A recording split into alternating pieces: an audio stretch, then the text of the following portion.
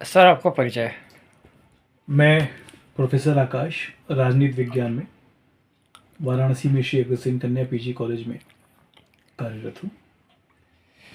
ये प्रधानमंत्री की जन कल्याणकारी योजनाएं हैं, उनके बारे में हमारे दर्शकों को कुछ बताइए। योजनाएं क्या हैं, इनका कार्यान्वयन कैसे होना है, पब्लिक तक कैसे इसको पहुंचाया जाए, इस बारे में कुछ बताइए। एक साथ आपने कई प्रश्न कर लिए धीरज जी। अ, जन कल्याणकारी योजनाओं का मतलब क्या है, पहले ये जानने की आवश्यकता है। जन कल्याणकारी मतलब कि वेलफेयर स्टेट ऑफ गवर्नमेंट की ये जिम्मेदारी है कि वो सारी योजनाएं, जितनी भी योजनाएं हैं, वो जन कल्याण के संबंध की होती है। वेलफेयर स्टेट गवर्नमेंट हो चाहे कोई भी गवर्नमेंट हो, किसी भी स्टेट की गवर्नमेंट हो, उनकी ये आवश्यकता है कि वो जन कल्याणकारी योजनाओं की ही बात करें। तो जो प्रधानमंत्री जन कल्याणकारी योजना है, पूर्व के सरकारों में भी इसको लाया गया। जो भी योजनाएं आई, उन योजनाओं को कैसे लोगों तक पहुंचाया जाए, अंतिम व्यक्ति तक कैसे पहुंचाया जाए, इसकी बात की गई। वर्तमान सरकार में भी 2014, 2019 और फिर 2025-24 तीनों में भाजपा से माननीय नरेंद्र मोदी जी प्रधानमंत्री जिनके हमारे सामने आए हैं, प्रधानमंत्री बनाया गया। उनको विपक्ष दल का एक अपना कार्य, विपक्षी अपना कार्य करते हैं और सत्ता का दल अपना कार्य करता है। तो इन्होंने जन कल्याणकारी योजनाओं को एक मूर्त रूप देने का प्रयास किया और लगभग 70 से अधिक जन कल्याणकारी योजनाएं वर्तमान समय में भारत में है, जो कि एक एक एस्पेक्ट को, एक एक चीज़ को कवर करती है। वो महिलाओं के संबंध की है, वो वनवासियों के संबंध की है, वो स्टूडेंट्स के संबंध की है, वो इंडस्ट्रियलिस्ट के संबंध की है, वो अच्छे जीवन यापन के संबंध की है। इन सब चीज़ों के संबंध में 70 से अधिक योजनाएं, जिसमें सब्सिडीज़ हैं, जिसमें नॉन कन्वेंशनल एनर्जी रिसोर्सेज का इस्तेमाल है, जिसमें सोलर सिटीज़ बनाने की बात है। और ये सारी चीज़ें इन योजनाओं के माध्यम से आती हैं, जन कल्याणकारी योजनाओं के माध्यम से। दर्शकों को हमारे बताइए कि इन योजनाओं का आम जीवन में क्या प्रभाव है और सरकार से डायरेक्टली किस तरह जुड़ सकते हैं। देखिए, एक छोटा सा एग्जांपल आपको हम देंगे। उज्ज्वला योजना आपने देखी, अपनी जनधन योजना देखी, अपनी कन्या सुमंगला योजना देखी। इन सारी योजनाओं में एक और महिलाओं को सशक्त किया जा रहा है इकोनॉमिकली, और दूसरी ओर उनके एजुकेशन में पूरा हेल्प किया जा रहा है। उनको सब्सिडीज़ दी जा रही है, सब्सिडाइज्ड रेट पे उनको सारी चीज़ें मुहैया करवाई जा रही है। साथ ही साथ हम सोलर योजना देख रहे हैं, सौर ऊर्जा से चलने वाली सारी योजनाएं, बिजली की, जो कि जनता के ऊपर जो एक बिजली के बिल का बहुत बड़ा भार हुआ करता था, वो काफ़ी कम होगा इससे। हम क्लीन एंड ग्रीन एनर्जी की बात भी अश्योर करेंगे।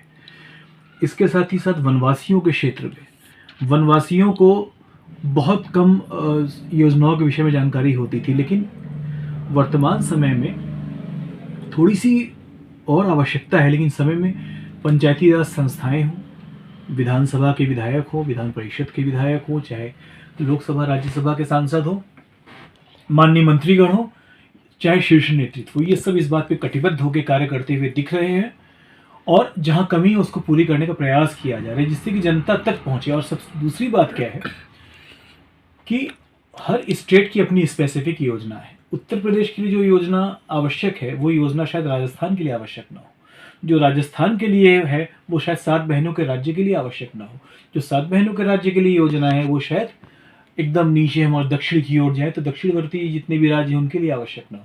तो proper mechanism of plans, proper demands के आधार पे हम जब मांग करेंगे, उस आधार पे अपनी चीज़ों को रखेंगे, तो जन कल्याणकारी योजनाएं अलग अलग जगहों पे सामने आएंगी। जैसे आप राजस्थान को ले लीजिए, तो राजस्थान की पूरी योजना वहाँ SC ST के कंपैरिजन में मध्य प्रदेश में SC ST बहुत अधिक पाए जाते हैं। राजस्थान में एक पर्टिकुलर मीणा जाति, जनजाति के लोग पाए जाते हैं, ठीक है। तो SCs बहुत कम है राजस्थान में। उत्तर प्रदेश में मिक्स पॉपुलेशन है, अल्पसंख्यकों के संबंध की योजनाएं हैं, महिलाओं के संबंध की योजनाएं हैं, जनजातियों के संबंध की योजनाएं हैं, जो शेड्यूल कास्ट जिनको कहा जाता है उनके संबंध की योजनाएं हैं। तो सारे एस्पेक्ट कवर करने का पूरा प्रयास किया गया। इन सभी योजनाओं में विपक्ष की जो भूमिका है वो सशंकित है, उस बारे में क्या कहना चाहेंगे। देखिए, विपक्ष की भूमिका सशंकित नहीं है। या किसी भी काल में डेमोक्रेसी का जो बेस्ट पार्ट है वो 2 पार्टी सिस्टम होता है। एक पार्टी, 2 पार्टी, ये दोनों एक दूसरे के साथ, जिस विपक्ष की या जिस पक्ष की बात हम करते हैं, कहीं ना कहीं दोनों ने कुछ ना कुछ कमी आई है। लेकिन विपक्ष तो उसी पे काम करता है कि निंदक नीरे राखिए, आंगन कुटी छवाए।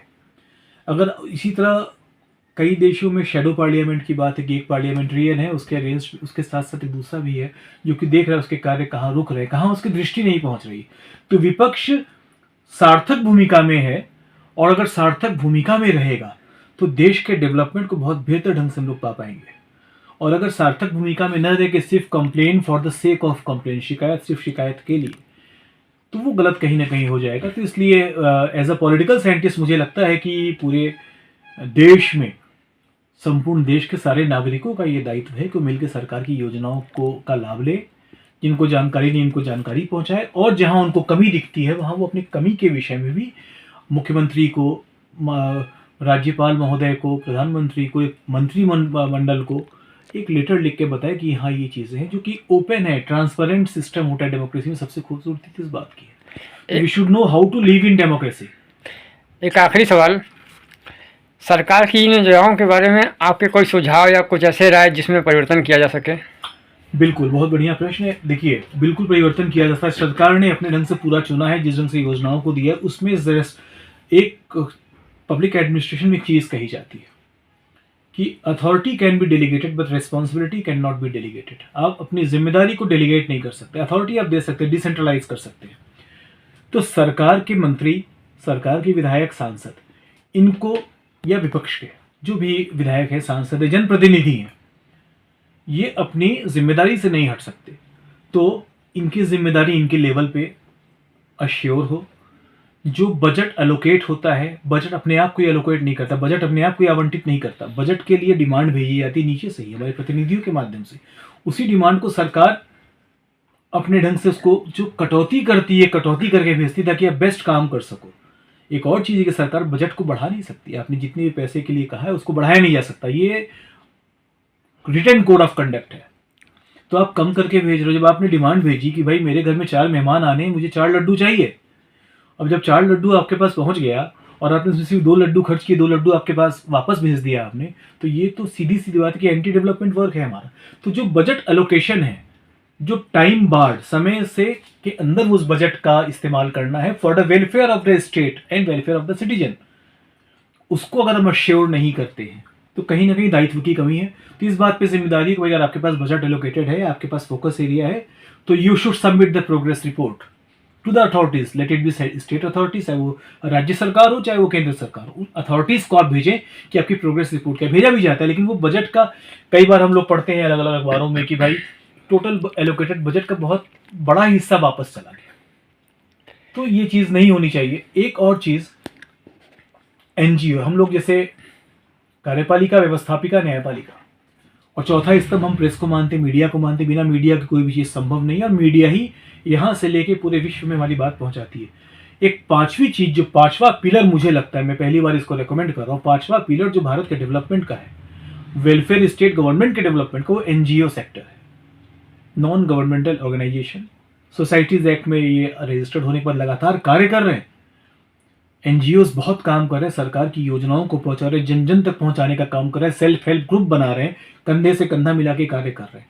तो ये जो पांचवा पिलर है एनजीओ का, इसकी मॉनिटरिंग भी आवश्यक है, और इनको जो मॉनिटर के करके जो परिष्कृत रूप में सामने आते हैं उनको पावर देना भी बहुत आवश्यक है।